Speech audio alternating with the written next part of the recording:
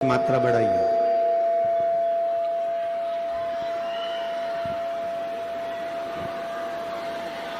शिव कथा कह रही है, भगवान शंकर का चरित्र कह रहा कि एक निर्मल मन,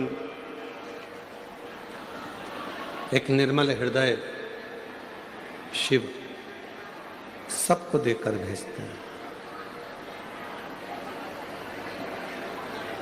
कहते हैं कि धन भले संपदा भले आप अपने रिश्तेदारों को दे दो, अपने परिवार को दे दो, अपने कुटुंब को दे दो, अपने रिश्तेदारों को प्रदान कर दीजिए। दुनिया की दौलत भले आप जो आपने कमाई है वो अपने बेटों को, अपने बेटियों को, अपने रिश्तेदार को दे दीजिए, मना नहीं। जितना वैभव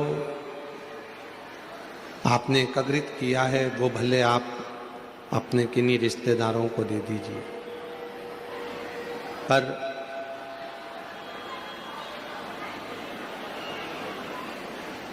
शिव महापुराण की कथा कहती है कि जो अपना हृदय है, जो अपना मन है, जो अपना दिल है, वो किसी को मत दीजिए। अपने मन को, अपने हृदय को, अपने चित्त को अपने शिव के लिए संभाल कर रखिए। दुनिया के लोग धन से प्रसन्न हो सकते हैं, दुनिया के लोग आपकी संपदा से प्रसन्न हो सकते हैं, दुनिया के लोग आपके बंगले और गाड़ी से प्रसन्न हो सकते हैं, पर शिव मेरा ओघड़दानी, मेरा शंभु, मेरा त्रिकालदर्शी, मेरा कैलाशी अविनाशी शंकर ना तो तुम्हारे धन से प्रसन्न होंगे, ना तुम्हारी संपदा से प्रसन्न होंगे, ना तुम्हारे बंगले से प्रसन्न होंगे, ना तुम्हारी गाड़ी से प्रसन्न होंगे। मेरे शंकर भगवान तो केवल तुम्हारे निर्मल मन से और अच्छी बुद्धि, चित्त और निर्मल हृदय से प्रसन्न होंगे।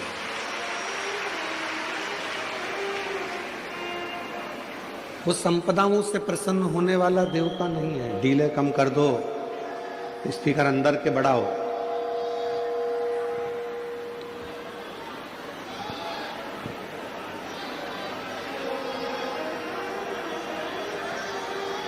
वो धन से प्रसन्न होने वाला देवता नहीं है। वो संपदाओं से प्रसन्न होने वाला देवता नहीं है। स्पीकर उन अंदर के नहीं चल रहे हैं आशीष, पूरे ग्राउंड के स्पीकर बंद पड़े हैं।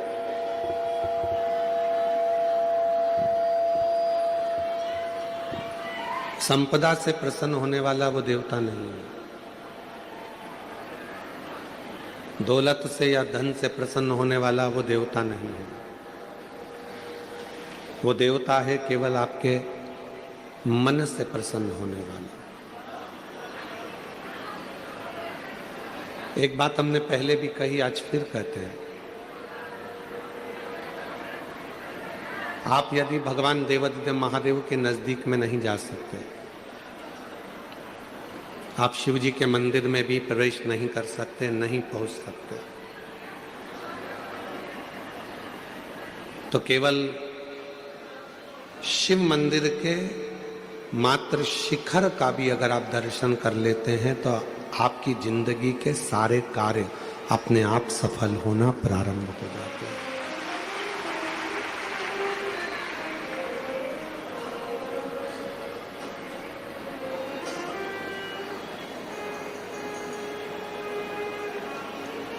तेरी कृपा बिना न हिले एक भी अणु, लेते श्वास तेरी कृपा से तनु तनु।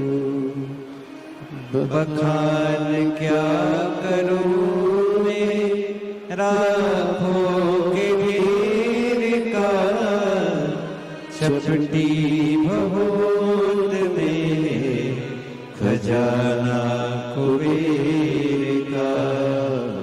एकं द्वार मुक्तिद्वार ओमकार तू भोले ओमकार तू आयो शक्ति हरि शंभु तार तू। शिव मेरा ओघड़दानी, मेरा शंभु, मेरा त्रिकालदर्शी, मेरा कैलाशी अविनाशी, धन वैभव संपदा सत्ता बंगला गाड़ी दौलत इन सब से प्रसन्न होने वाला नहीं है। मेरा शिव यदि प्रसन्न होता है तो केवल तुम्हारे हृदय से, निर्मल मन से, भाव से। दुनिया के लोग अपना प्रभाव देखकर, अपना प्रभाव दिखाकर आपको अपनी ओर खींचेंगे। दुनिया के लोग आपको अपना प्रभाव दिखाएंगे और आपको अपनी ओर खींचने का, अपनी ओर आकर्षित करने का प्रयास करेंगे। पर मेरी जीजियों, मेरे जीजाओं, मेरी बेटियों बेटाओं, मेरे बुजुर्ग माँ बाप, एक बात का स्मरण रखिएगा, दुनिया के लोग प्रभाव दिखाकर आपको अपनी ओर आकर्षित करेंगे और दुनिया के लोग प्रभाव से प्रसन्न होंगे, पर मेरे शंकर भगवान किसी के प्रभाव से कभी प्रसन्न नहीं हुए। मेरे शंकर भगवान तो केवल भाव से प्रसन्न होते हैं, केवल भाव। आपका भाव कितना सुंदर है, आप किस श्रेष्ठ भाव से शिव को भज रहे हो। शायद मुंबई के लोगों ने पहली बार ऐसा नजारा देखा होगा कि कथा सुबह 8 बजे चालू हो रही है तो पूरी रात से शिव भक्त इन पंडालों में बैठकर इंतजार कर रहे हैं। मुंबई के इतिहास में शायद कोई कथा हुई होगी जिसमें लोग रात भर कथा का इंतजार करे हैं, पूरी रात, पूरी रात।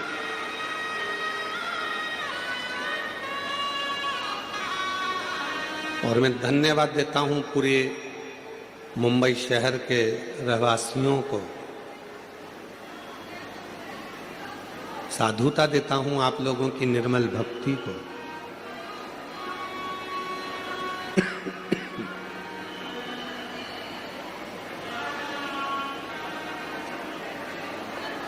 जिस भाव से आप लोगों ने शिव भक्तों की सेवा करी, आपकी सेवा को प्रणाम करता हूं।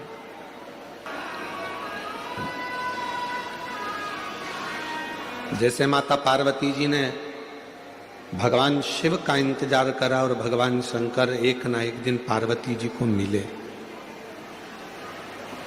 सती माता ने भगवान शंकर का इंतजार करा और माता सती को शिव जी मिले। मार्कंडे बाबा ने शिव जी का इंतजार करा और मार्कंडे बाबा को शिव जी मिले। राजा श्वेत ने शंकर भगवान का इंतजार करा और राजा श्वेत को शंकर भगवान मिले।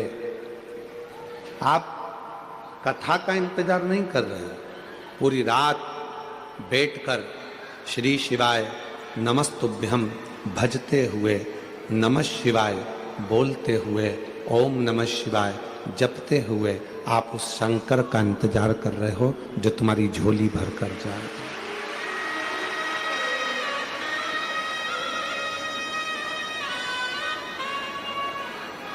जो आपकी किस्मत बदल कर जाएगा, झोली भर कर जाएगा।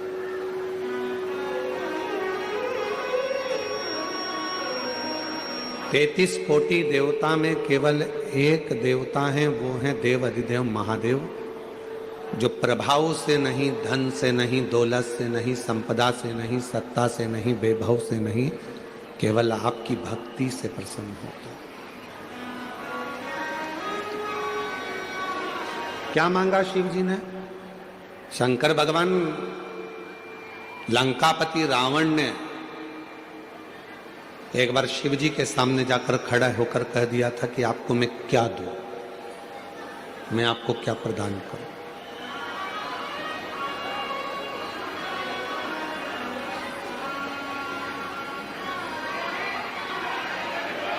मैं आपको क्या दे सकता हूं? लंकापति रावण ने स्वयं शिव जी के पास जाकर ये कहा, स्वयं शिव जी को।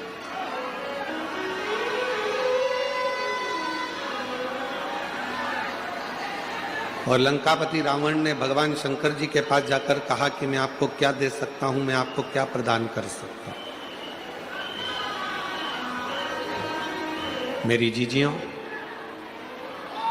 मेरे जीजाओं, मेरी बेटियों, बेटाओं, मेरे बुजुर्ग माँ बाप, याद रखना, ये लंकापति रावण की कथा नहीं,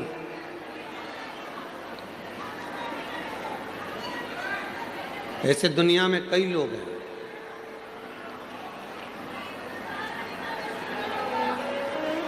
और सुकन्या दोनों बैठी हुई थी, और रेणुका सुकन्या बैठी हुई थी, और वहीं से एक संत का निकलना हुआ। बड़े विरक्त संत थे, शंकर जी के परम भक्त थे वो भी। स्कंद पुराण का ये बहुत सुंदर दृष्टांत है, अपनी जिंदगी में उतारिएगा। रेणुका सुकन्या बैठी है और वहीं से संत का निकलना हो रहा। विरक्त थे, शिव के परम उपासक थे, उनके मुख से नित्य प्रति ओम नमः शिवाय, ओम नमः शिवाय, ओम नमः शिवाय, ओम नमः शिवाय जपा करते।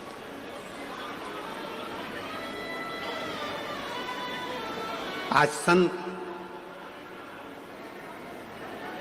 भिक्षा मांगने के लिए रेणुका और सुकन्या के घर पर पहुंच गए। आवाज लगाई, माता भिक्षाम दे, माता भिक्षाम दे, भूख लगी है, थोड़ा अन्न का भाग दीजिए। रेणुका सुकन्या बाबा की आवाज सुनकर बाहर गई, दरवाजा खोला, आसन दिया, बिछाया, बिठाया, जल पिलाया, अंदर से भोजन ला कर दिया। पूजा की तैयारी कर रही थी शिव मंदिर जाने के लिए सुकन्या, और बाबा की दृष्टि पड़ गई उस पूजन की थाली पर। और जैसे ही संत की दृष्टि पूजन की थाली पर पड़ी तो संत ने बात बात में पूछ लिया, ये पूजन में सारा साहित्य रखा हुआ है पर गंगा का जल नहीं है, तो तुम्हारी पूजन शिव स्वीकार नहीं करेंगे। ये संत ने कह दिया रेणुका और सुकन्या से, आपकी पूजन में, आपकी पूजा की थाली में गंगा का जल नहीं है तो शिव इस पूजन को स्वीकार नहीं करेंगे। अब तो संत कहकर चले गए, सुकन्या की बुद्धि में वो बात बैठ गई और सुकन्या मां के चरणों में प्रणाम कर कर बोली कि मुझे गंगा का जल चाहिए, मुझे गंगा का जल चाहिए। बाबा कहकर गए हैं, संत कहकर गए हैं कि जब तक गंगा का जल पूजन की थाली में नहीं होगा तब तक शिव प्रसन्न नहीं होंगे, शिव इस पूजन को स्वीकार नहीं करेंगे।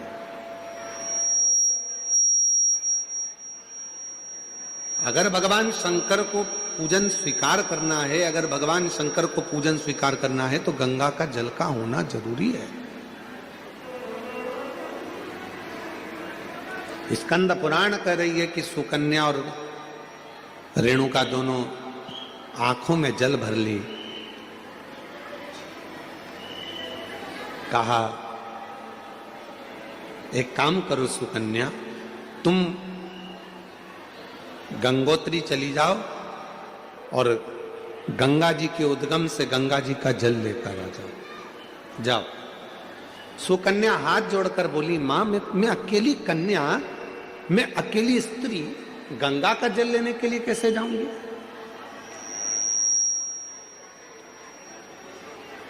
शिव की पूजन सुकन्या ने भी बंद कर दी, रेणुका ने भी बंद कर दी। दोनों शंकर के मंदिर नहीं जा रही हैं क्योंकि संत कहकर गए हैं कि गंगा का जल होना जरूरी है। अब गंगा का जल ही नहीं है तो शंकर मंदिर जाके करूंगी क्या? अब गंगा का जल ही नहीं है तो शिव जी के शिवालय में जाकर करूंगी क्या? ना सुकन्या मंदिर जा रही है, ना रेणुका मंदिर जा रही है, तभी मेरे ओघड़ दानी ने ध्यान दिया और आज भगवान शंकर का चेहरा कुछ उतरा हुआ था। तो नंदी ने पूछ लिया, प्रभु क्या बात है, आज आपका मुख उतरा हुआ है, आज आपका चेहरा उतरा हुआ है, प्रभु क्या बात है। भगवान देवादिदेव महादेव ने कहा, नंदी, एक रेणुका और एक सुकन्या एक गांव में निवास करती हैं, उनके पास में जो होता है वो मेरा श्रृंगार करती हैं, पूजन करती हैं। एक संत भिक्षा मांगने के लिए आए थे और वो उनको ज्ञान देकर चले गए, उनको बताकर चले गए, स्वीकार नहीं करते। ना मां मंदिर जा रही है, ना बेटी मंदिर जा रही है, दोनों विचार में लगे हैं कि गंगा का जल कहां से लेकर आए, गंगा का जल कैसे लेकर आए, दोनों विचार।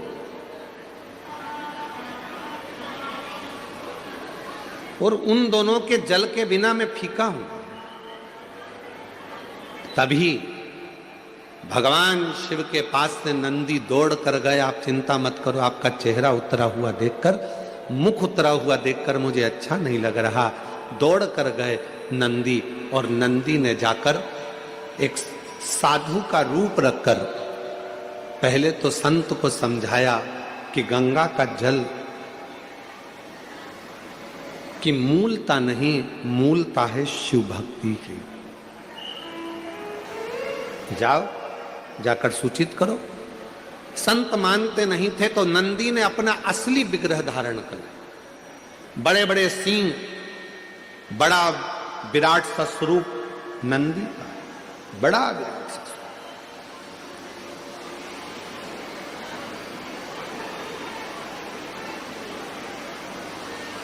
और इतना विराट स्वरूप नंदी का था, इतना विराट स्वरूप नंदी का था, नंदी जैसे ही सामने जाकर उस संत के खड़े हुए और अपनी पूंछ का एक बाल संत के ऊपर जो घुमाया, इतने में संत जमीन पर पड़ गए, हाथ जोड़कर बोले, मुझसे क्या गलती हो गई।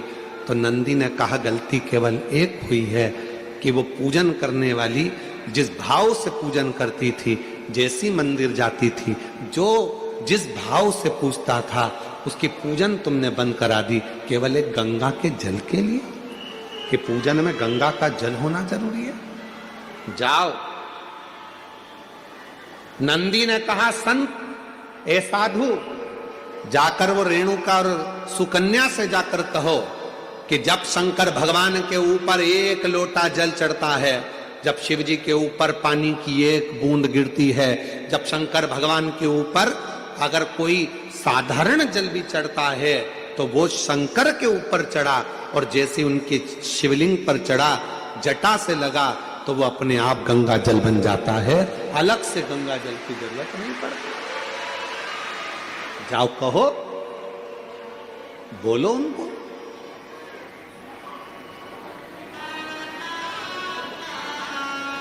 कहां से लाऊं गंगा, कहां से लाऊं यमुना, कहां से लाऊं गंगा, कहां से लाऊं यमुना, कहां से लाऊं सरयू आपार पड़ी रे,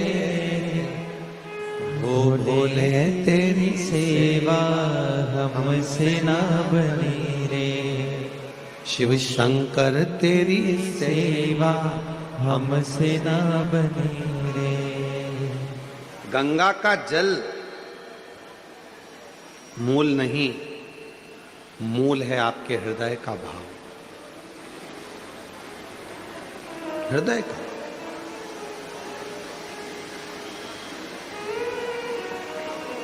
इस कथा में कई लोग गाड़ी भर भर कर पानी की बोतल लाकर बांटे, कई लोग श्रीखंड की हजारों हजार डब्बे लाकर बांटे, कोई खिचड़ी लाकर बांटा, कोई भोजन के पैकेट बनवा बनवा के हजार हजार 5-5 हजार लाकर लोगों को बांटे। और उसी बीच में कोई कोई ऐसा भी था जिसके पास में कुछ नहीं था, तो 10 रुपए की टॉफी खरीद कर उसने वो भी बांटा। कोई ने 5 रुपए का बिस्कुट खरीद कर बांटा।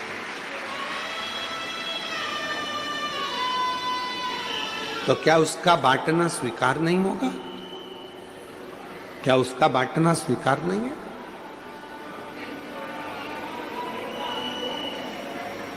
एक सेठ जी हमेशा कहता था, भगवान मुझे देगा तो मैं भंडारे करूंगा, भगवान मुझे धन देगा तो मैं भंडारे करूंगा, खूब भोजन कराऊंगा, खूब भंडारे करूंगा, खूब भंडारे करूंगा, खूब भोजन कराऊंगा। अगर भगवान मुझे देगा तो मैं भंडारे करूंगा। पर एक शुभ भक्त आया, उस भक्त ने आकर कहा, सेठ जी तुम कहते हो कि भगवान मुझे देगा तो मैं भंडारे करूंगा, तुम्हारे पास में कुछ हो तो अभी भंडारा कर दो। धन ही नहीं है, पैसा ही नहीं है, तो मैं भंडारा कैसे करूं? शिव भक्त ने कहा, भंडारा वो नहीं कि 10,000 लोगों को भोजन कराऊंगा तो भंडारा होगा, 50,000 लोगों को भोजन कराऊंगा तो भंडारा होगा। भंडारा उसको भी कहा जाता है कि किसी प्यासे एक व्यक्ति को भी अगर पानी पिला दिया, किसी एक भूखे को भोजन करा दिया तो वो भी भंडारा, वो भी भंडारा। का भी नहीं है तो भी वो भंडारा करता था। कैसा भंडारा करता था? अपने घर से थोड़ा सा चून लेकर जाता था, थोड़ा सा आटा, थोड़ी सी शक्कर मिला के लेकर जाता था, पीपल के पेड़ के नीचे थोड़ा थोड़ा डाल देता था। हजारों चींटियां आती थी, खाकर चली जाती थी, वो भी भंडारा हो जाता था। हजारों चींटियां एक साथ एकत्रित होकर, हजारों चींटी।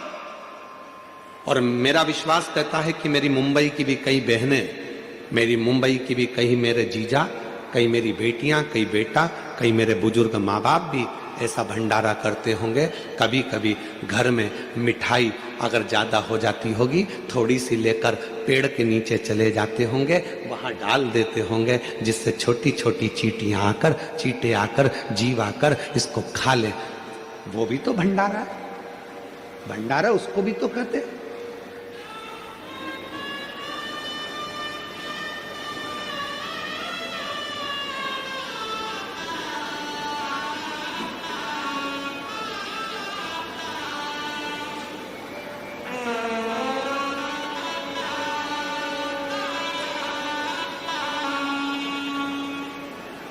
लगभग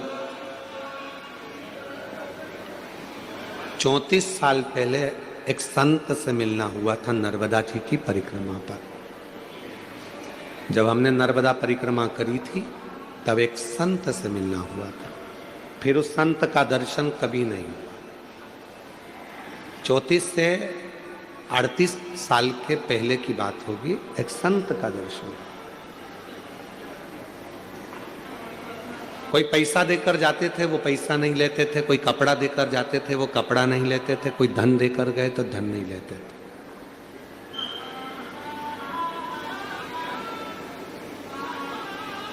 हर 4 महीने में वो भंडारा करते थे। और भंडारा धन का नहीं करते थे, भंडारा अन्न का नहीं करते थे, भंडारा भोजन का नहीं करते थे, क्योंकि ये धन अगर ले लूंगा, किसी को अगर भोजन कराऊंगा तो पैसा तो दूसरे का है, फायदा मेरा क्या होगा। तो वो भंडारा ना अन्न का करते थे, ना धन का करते थे, ना वस्त्र का, ना वैभव का करते थे। मां नर्मदा की गोद में रहते थे, शिव की भक्ति करते थे। बड़ा दुर्बल पतला सा शरीर था और शूलपाणेश्वर क्षेत्र में उनका निवास था। शिव मंदिर में जाकर, भगवान शंकर के मंदिर में जाकर 21 बार अपने शरीर को दंड करते थे, प्रणाम करते थे, और शरीर में त्रिशूल से चोट हो जाती थी, पत्थर से चोट हो जाती थी।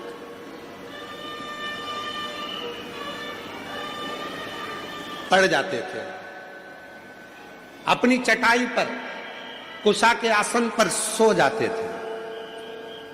4 दिन तक शरीर का भंडारा चलता था, उसमें जीव उत्पन्न हो जाते थे, इल्लियां पड़ जाती थी, कीड़े पड़ जाते थे।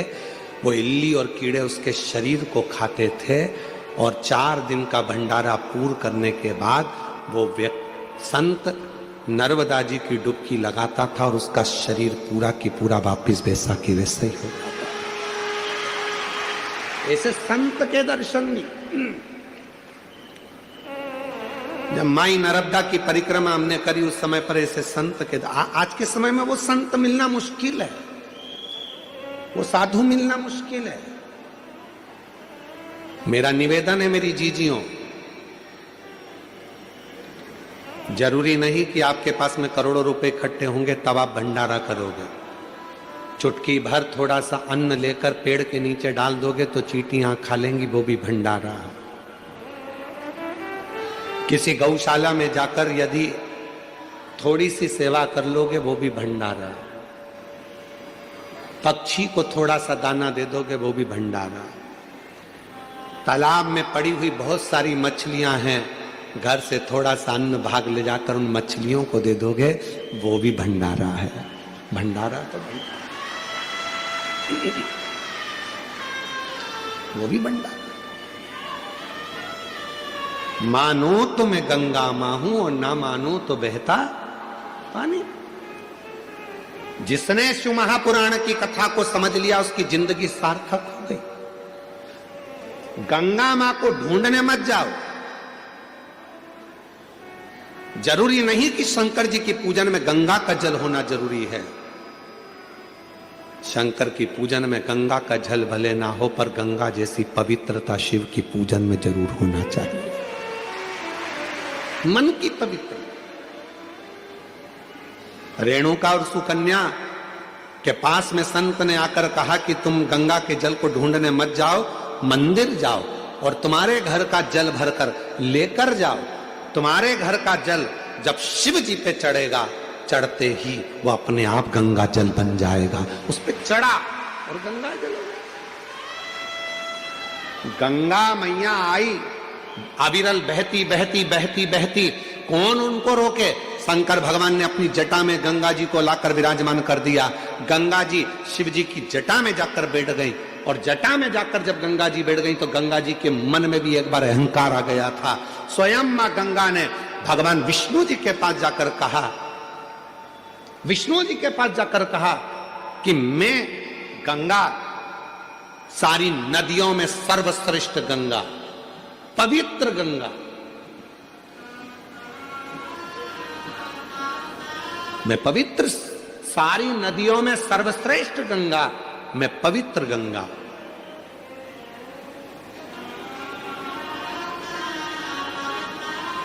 और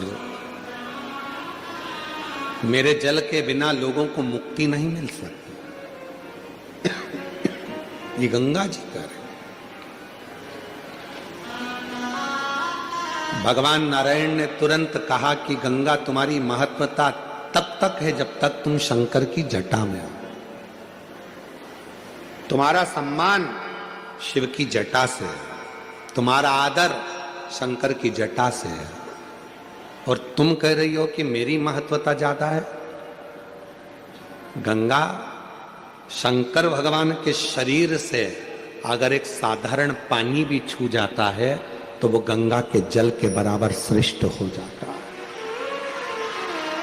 गंगा के जल के बराबर वो श्रेष्ठ हो जाता।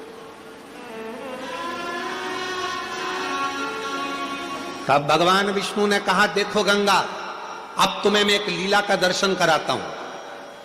शंकर भगवान के शरीर में से, तेज पुंज से, तप से, साधना से एक पसीने की बूंद बह निकली। गंगा बताओ, जॉब छोड़ जाकर बैठ गई। और जब भगवान गंगा मैया का जब अहंकार और ज्यादा हो गया तब शिव ने उस कमंडल में से सरिता को निकालकर बाहर बुलाया। शंकर जी ने कह दिया, आज से पृथ्वी पर तू भी लहर करती हुई धारों में, नदी की धार में बहेगी और तेरा नाम नर्मदा होगा। तू मां नर्मदा के नाम से। भगवान विष्णु ने कहा गंगा जी सुनो, तुम कह रही थी कि मेरी श्रेष्ठता है, शिव का पसीना भी जल बन जाता है और वो गंगा के जल से भी श्रेष्ठ हो जाता है, ये शिव पुराण कहती है। सुनो गंगा, अभी आगे और देखिए, शंकर भगवान कहते हैं संतो, गंगा का स्नान यमुना का पान, गंगा का स्नान यमुना का पान और नर्मदा का केवल दर्शन व्यक्ति को मोक्ष दे देगा। मां नर्मदा का केवल दर्शन व्यक्ति को मोक्ष दे देता है। महाराज, गंगा का अहंकार टूट गया।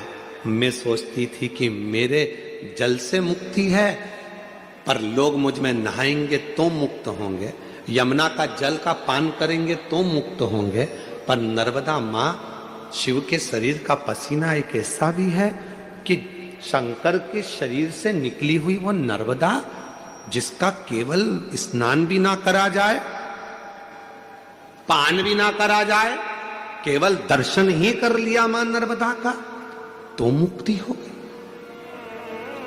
अभी तो रुको गंगा, तुम्हारा अहंकार पूरा टूटना चाहिए। गंगा, तुम्हारे कंकर शंकर नहीं मान्य होंगे, किसी नदी का कंकर शंकर मान्य नहीं होता, पर केवल एक नर्मदा नदी ऐसी है जिसका कंकर भी शंकर हो जाता है, जिसका कंकर भी शंकर हो जाता है, वो नर्मदा। नर्मदा जी की आंख से जल बहने लगा, आंख से अश्रु बहने लगा, आंख से अश्रु, नयन से जल।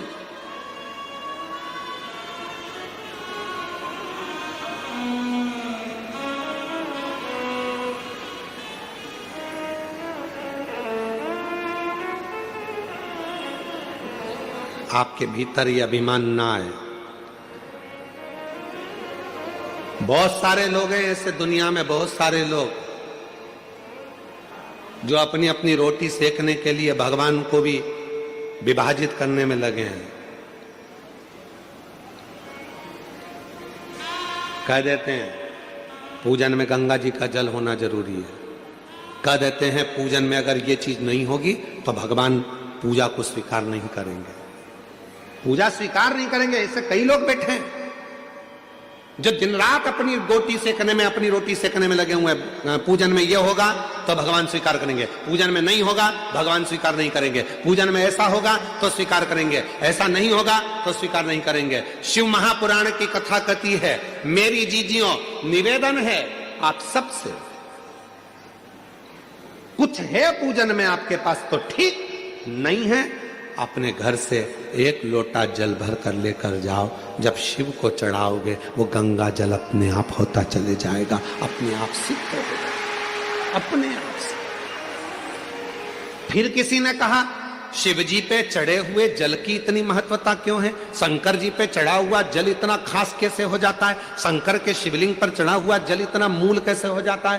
केवल एक 33 कोटि देवता में केवल एक देवता ऐसे हैं जो पूरे वनस्पति को, पूरी पृथ्वी को, पूरे जल तत्व को, अग्नि तत्व को, वायु तत्व को अपने अंदर संजो कर